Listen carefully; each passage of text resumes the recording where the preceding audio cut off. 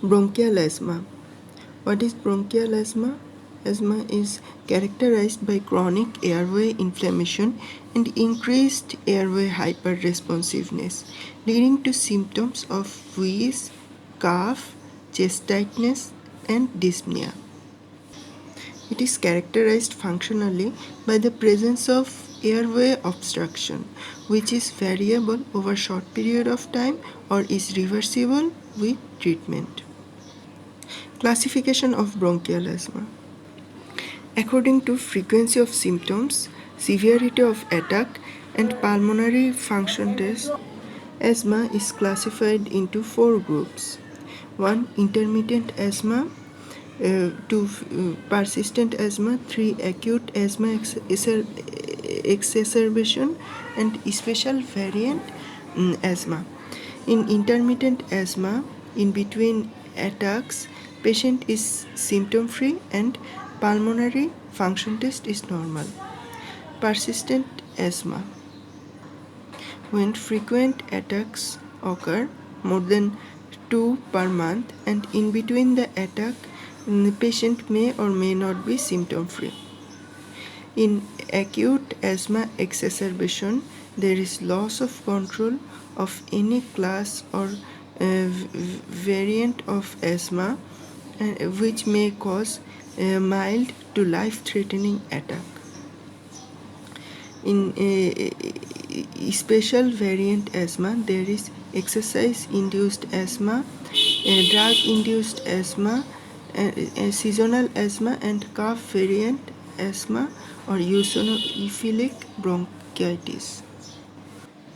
Clinical features of severe acute asthma or status asthmaticus. The symptoms are there will be recurrent respiratory distress, cough and wheezing will be present.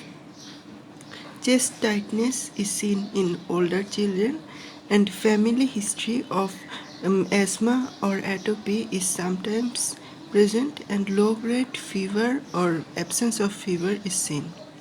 In the examination of chest, during inspection, we see hyperinflation of the chest, suprasternal, subcostal, and intercostal recession, which means inward pulling is seen, and during percussion, the chest is hyperresonant. During auscultation, vesicular breath sound with prolonged expiration and rhonchi is found. Associated allergic condition like allergic rhinitis, conjunctivitis, and eczema may be present. During investigation, we see that blood and sputum examination shows eosinophilia. Bronchial reversibility test and spirometry are done in adults, but they are less feasible for children. During the management of severe acute asthma, salbutamol nebulization 0.15 to 0.3 mg per kg per dose is given every 20 minutes for 3 times or continuously. If nebulization is not available, then continuous inhalation of salbutamol by inhaler with spacer may be tried at home or on the way to hospital. Propped up position is maintained, and oxygen inhalation 4 to 6 liter per minute is done.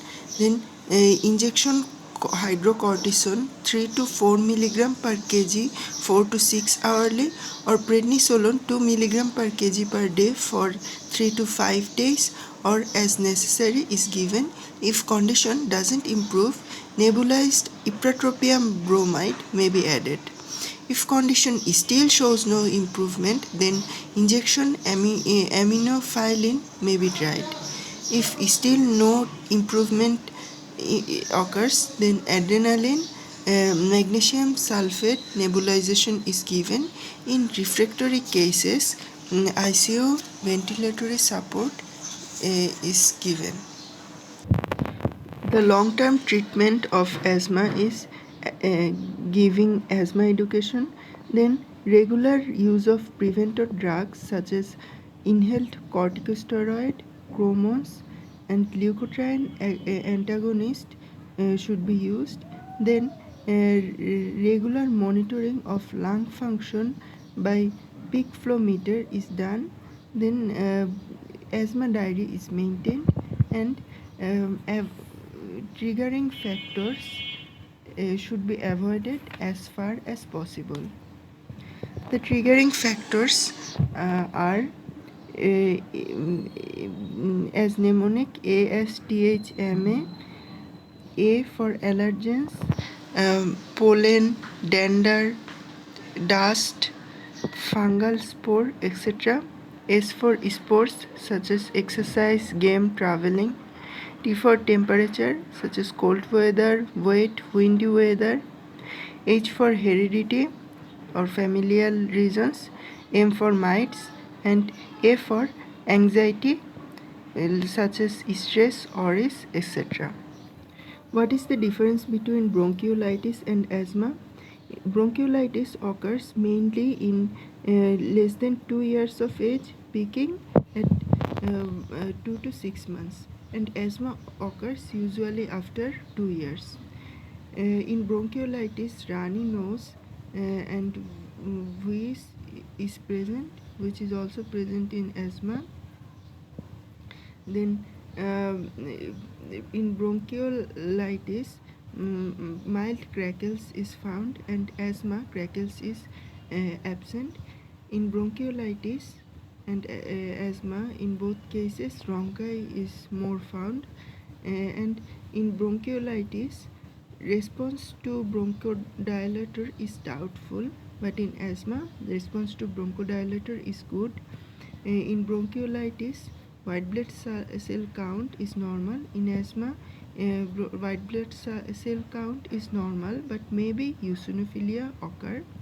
In bronchiolitis, X-ray of chest shows hypertranslucency and hyperinflation.